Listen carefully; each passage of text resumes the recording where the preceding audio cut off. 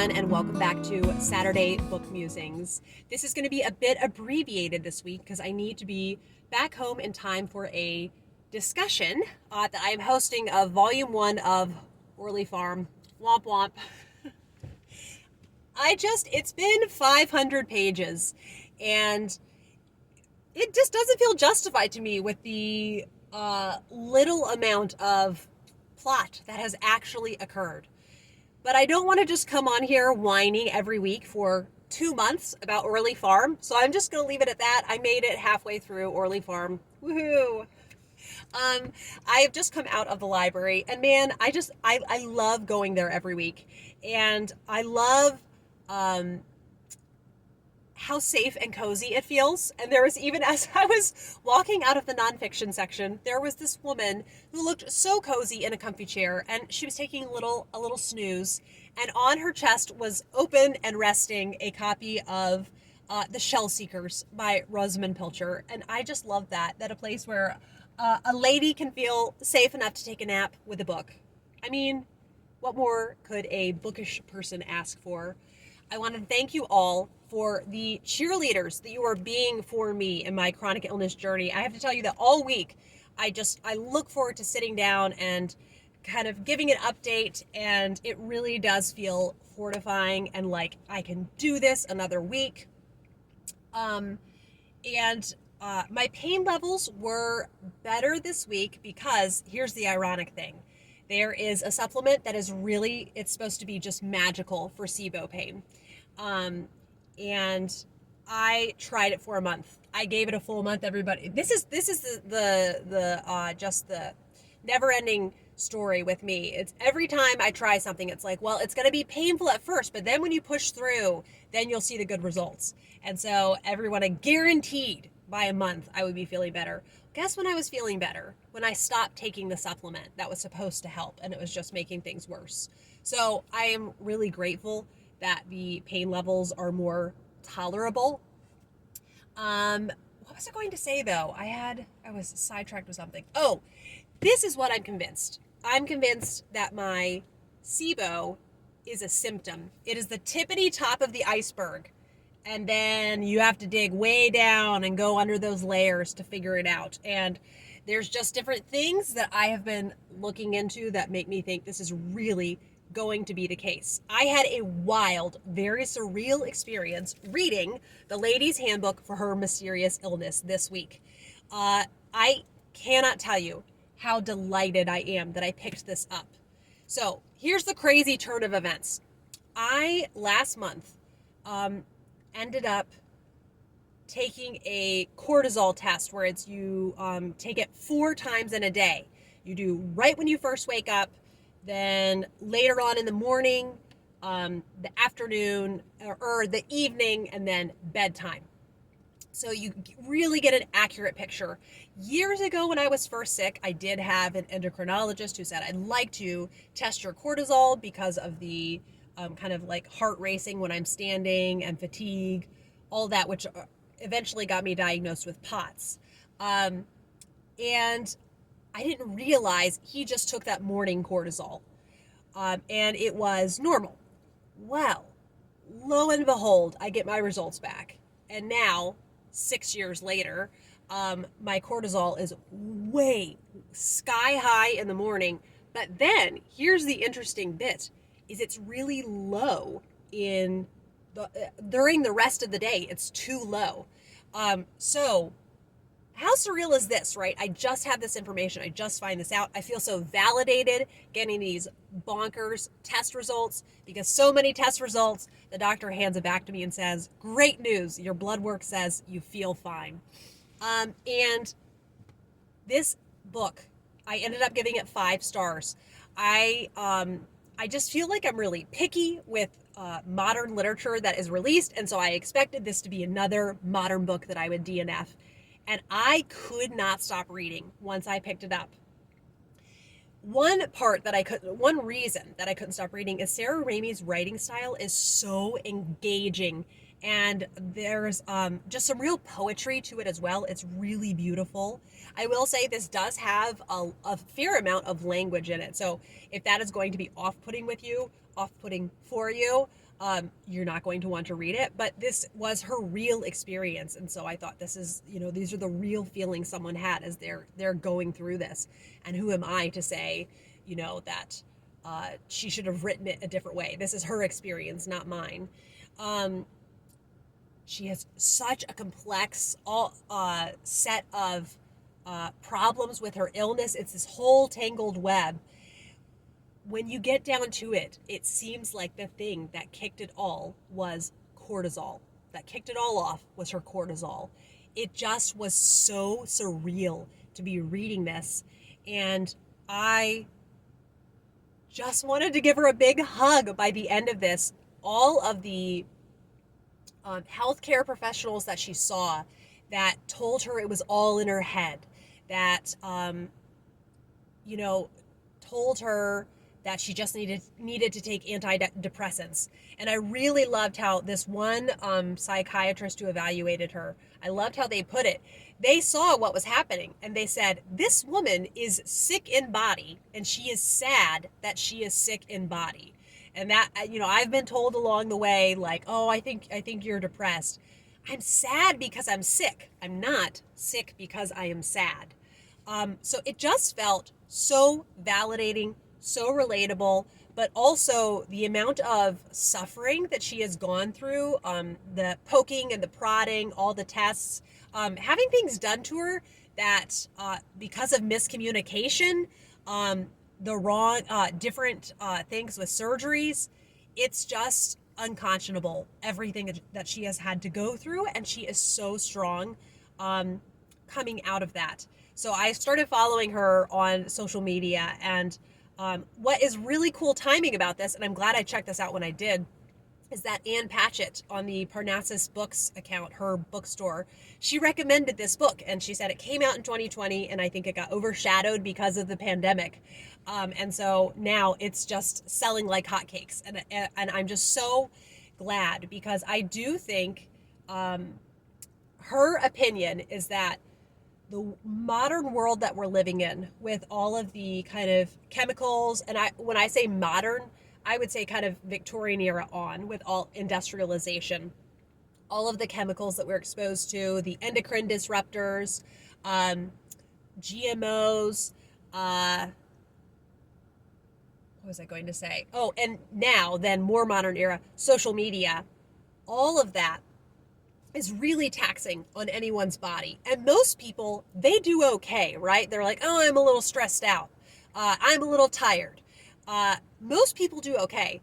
So she posits that the people that are kind of, they have something happen to them that makes them more vulnerable to the different stressors of the modern life, and she posits that these people are the canary in the coal mine, letting us know like this modern lifestyle is too much. So I go back and forth on what I think of that, because I think that life has always been stressful, right?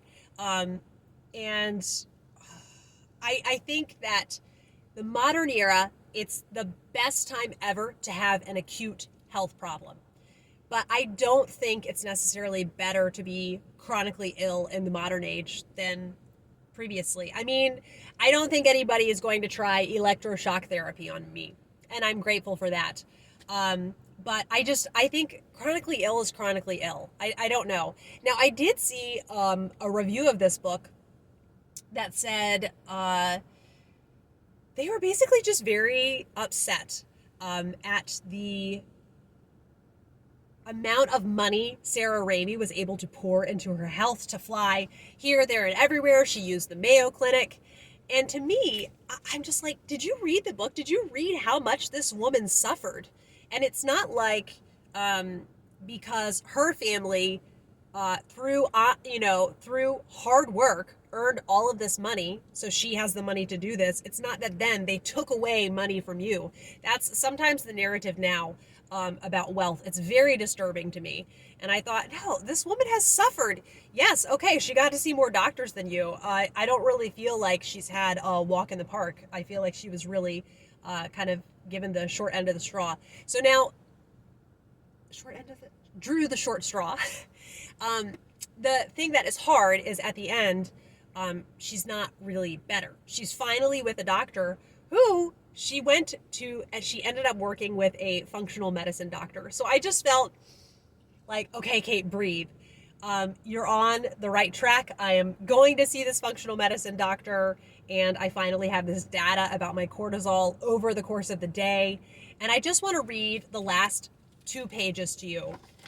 It is not long. And she says, "This brings us back to you, reader. Our story does not end with a thrill, a diagnosis, an arrow up through the chink in Smaug's golden underbelly of armor. For all the high-flying rhetoric about the mythology and calls to duty and the saving of the interior, one initiate at a time, there is only one place to land, and that is with you. And I know you may be very sick. You may be the partner of someone who is sick. You may be just starting to get sick, or you may just be some poor soul who picked up a Eurocolo page-turner, and here we are. And I know that these illnesses can feel like falling into an abyss of ugliness, where all control is lost, where healthcare providers are cruel, and where your life seems like it will forever be batted back and forth at the whim and mercy of your doctors and your body. But I also know that when you eventually find yourself hitting the rock bottomest of rock bottoms, you do tend to realize that this is your one and only life, wild and precious, as Mary Oliver would say, and you have to claim it. So as our time together draws to a close, whoever you are, here is what I wish for you. If you have been crushed and then crushed again, if you have been denied and denied again, if you have been erased and disappeared and pushed to the margins over and over again, remember, the book of the dead is also the book of the life. The book of life. Of all the things we have talked about at great length now, the only thing that actually matters is that you do only those things that bring you to life. That is your glowing compass in the dark. If changing your diet brings you to life, that is the right thing to do. If making a film about people like us brings you to life, that is the right thing to do. If coding a technology that will help people like us bring you to life, that is the right thing to do. If exercising a few minutes a day brings you to life, that is the right thing to do. If having more sex, if dancing more, if singing more, if laughing more brings you to life, then those are the right and good things to do. Your life is what matters. Not ideology, not data, not gurus, not doctors, not me. Your life, wild and precious. And so, in other words, my dear, patient, graceful, and elegant reader, instead of saying trapped in Hades forever, may you be the girl who lived. And it just made me so emotional reading that. A couple things. Earlier in the book, when she really reached her rock bottomest of bottoms, she talked about starting to think about the hero's journey and how she said it didn't really feel like it matched her, kind of having this quest. And then she started thinking, is there, in history and culture, a heroine's journey?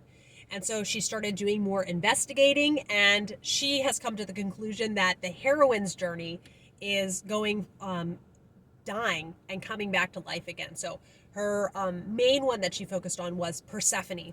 But in a lot of different cultures, there is a heroine that dies and comes back to life. And so that just felt so fortifying to me.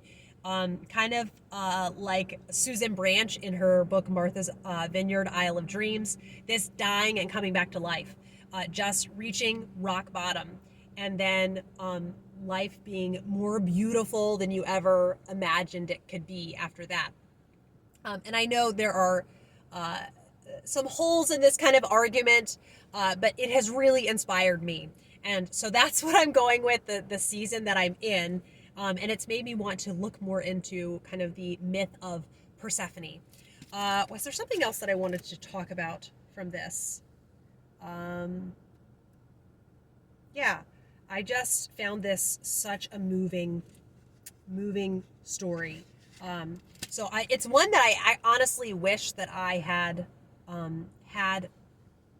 owned, so I could annotate it, because it was that good. At some point I might buy a copy, but I also I don't know if I'm ready to read it again. So it was just very good. And one more quote I wanted to read to you. She said, "I never saw that doctor again. For all he knows, I took in my notes feature. At the beginning, I was taking lots of notes, and then I just couldn't stop reading quickly enough, so I stopped taking notes. But I never saw that doctor again. For all he knows, I went into therapy and was cured. I think this is very common. Doctors never see or hear again from the patients they shame, and so there is no way to feel or see how damaging and incorrect their behavior is. And even if not shaming, I remember the cardiologist that gave me a POTS diagnosis. He said, in some patients, they just get better and we don't see them anymore. And then later on, I realized, no, they're so tired and they know that you can't help them, so you don't see them anymore. That's also a very real possibility. The fact that you don't see them anymore has no pull for me that it means they're so much better. That doesn't convince me at all. Really glad to have read that and just felt so encouraged.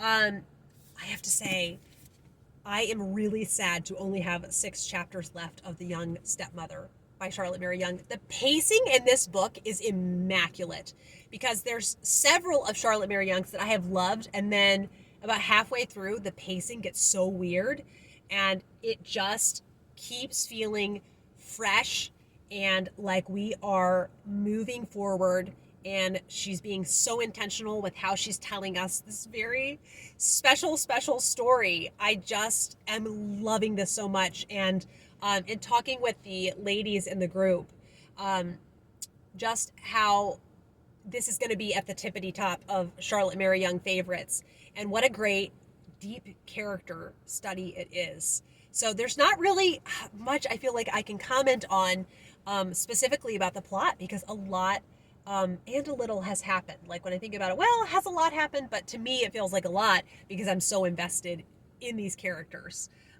So cannot wait to just continue on in this, but I'm also really sad that it will mean I'm finished. Today's chapter on the Kindle, that's where I've mostly been reading it, said it was 50 minutes to read. So that is the last very lengthy chapter, and I don't know how things are going to turn out for some characters.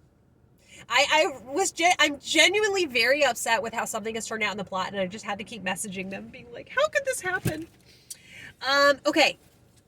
Looking around on Instagram today, and as you know, I continue to want to read more fantasy. Next month, I am planning on reading the next Green Rider book. But until then, what is the name of this book? It is Where the Dark Stands Still. So the cover really drew me in. And then I saw the library had a Kindle copy, and so I went ahead and I checked out the Kindle copy. And it is, I really like the writing. Just one chapter in, but I really like the writing. So we shall see how that goes. Then also, I did end up starting Old St. Paul's by William Harrison Ainsworth. And this is one that involves the Great Plague and the Great Fire of London. And I just cannot stop reading his writing. He is so good at just vividly encapsulating a moment in history. And so I really think it's cool how, he has the Tower of London, and now this one I'm reading, Old St. Paul's, and then one that later on I want to read called Windsor Castle. And so he takes these iconic buildings and writes about an iconic time taking place that really heavily involved that building. And I just have so much admiration for his writing, and I more and more really enjoy historical writing. Brief note on Wolf Hall, I'm still absolutely loving it. I find it really hard to kind of decide how much to read because some of the chapters are not that long, and then others, the audio is 3 hours long. But I have to say, my favorite time of day to read it is when I very first wake up and it's still dark outside, and I'll listen for maybe 20 minutes or a half hour, and that to me is just cozy city, just to start out the day with that. And Ben Miles, beautiful narration. I just love it so much. Then I have to say, I cannot get excited about Martin Van Buren, and I tried the brand new biography I had been waiting for, and I was just so bored with his writing style. So I thought, well, if I am going to endure through a biography, I guess I would rather it be the shorter one. I don't know. I think I'll never know, was it that Martin Van Buren wouldn't be that interesting to me, or that it just isn't a great biography of him out there that captures me. I'm not sure. But when I was reading before the inauguration for the boys, I got this picture book on I can't remember the name of the picture book, but it's just all about inaugurations. And as I'm going through seeing all these presidents, I'm like, oh, I want to learn more about Calvin Coolidge. I want to learn more about Teddy Roosevelt, FDR. Yes. But here we are, all the way back at Martin Van Buren. So we're going to see. Okay, interesting tidbit from today's reading, though, is that right before the War of 1812, New York was so fed up with the British intervening with all sorts of things that they wanted to secede from the Union. That blew my mind. That was very interesting to me. I am fully just into Love and Death Among the Cheetahs by Reese Bowen. I really love this one. And she's finally married. Georgie is married to Darcy. And they are in Kenya. And so Darcy has framed it as they're doing a honeymoon in Kenya, but I think it's clear there's some kind of behind the scenes espionage that is going to be happening. But I cannot believe just how readable Her Royal Spyness mysteries are. They're just so delightfully readable. Okay, now a new exciting project that I have, something that I already started reading, and then I picked some other books to go with this project. And this is why I have enjoyed, aside from, a couple special events in the year, not making TBRs, because then I can just, on a whim, just do something else. So for February, I did want to read the love letters of Elizabeth Barrett and Robert Browning. And I just went ahead and started it early because, that's how I'm rolling. But I have to say, it is so just sweet to me that they had never met and he just sends her a letter, and they start corresponding. And as I'm reading and they're discussing philosophy, and I'm kind of mildly bored by them discussing philosophy, I just think to myself, you two are a match made in heaven. You were made for each other. It's so adorable. I cannot believe how sweet it is. Just how perfect they were for each other. So then I thought, I would really like to read a biography of Elizabeth Barrett Browning. And then just everything collided perfectly. I was looking in the library catalog, and there's last year came out a historical novel about her called The Swans Nest. On a bleak January day in 1845, a poet who had been confined to her room for 4 years by chronic illness received a letter from a writer she idolized but had never seen. "I love your verses with all my heart, dear Miss Barrett," Robert Browning wrote, "and I love you too." Elizabeth Barrett was ecstatic.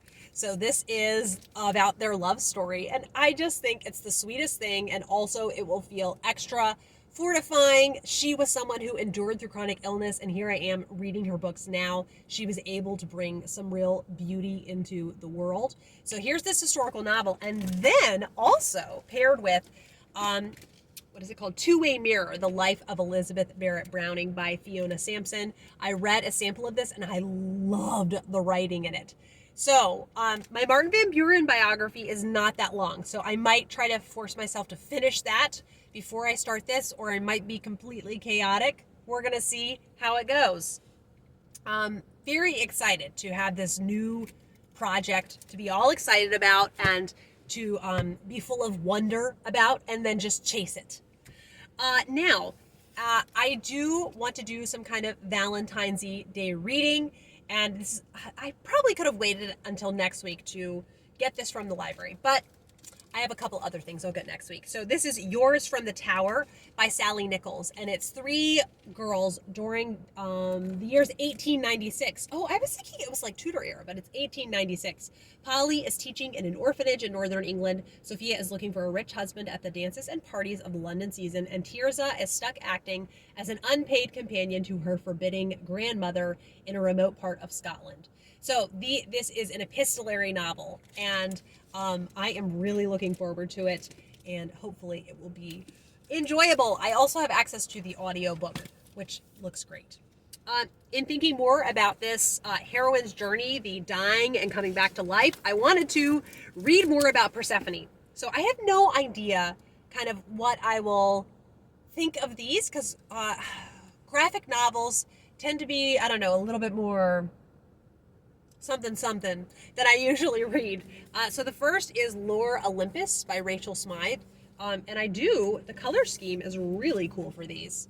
But I don't know kind of how much adult content is in these. We will see. But it's a whole, webtoon comic. And there's, I think, 4 volumes. So we'll see what I think of this one. And I'm going in with a bit of trepidation. But then I got this picture book about Persephone called The Pomegranate Seeds by Laura Geringer, illustrated by Leonide Gore. And this one looks really stunning. Let me show you look at that. The art is really different than a lot of other picture book art. So that should be cool. And then I also got this graphic novel just called Persephone. So I will let you know how that goes. I'm trying to think if there's anything else. Still continuing on in the weeds that string the Hangman's bags, the next Flavia Deluce audiobook. I have several other audiobooks that I really want to get to. So I need to kind of make some progress with that one. Thank you as always for watching. I hope that you have a splendid week with lots of beautiful books. Or beautiful movies that you're excited about. I have to say that I think I am finally converted to the new All Creatures Great and Small. It has taken me a minute. The pacing is very different than the books and the original TV series, but it's so beautiful to watch. It would be even cozier if the pacing was slower of the episodes. They have to have this tension that they put in the episodes, but it's so beautiful that I think I'm willing to forgive it that. And the acting is just fabulous.